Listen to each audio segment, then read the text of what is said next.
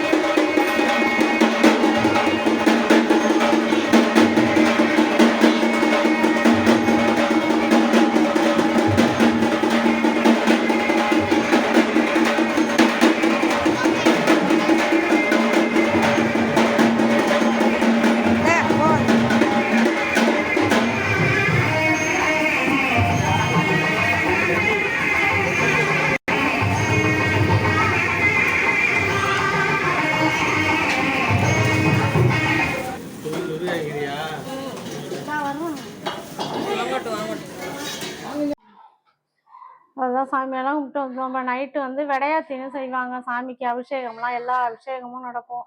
நல்லா பழம் அது எல்லாமே வாங்கி வச்சு நல்லா ஃபேமஸாக செய்வாங்க.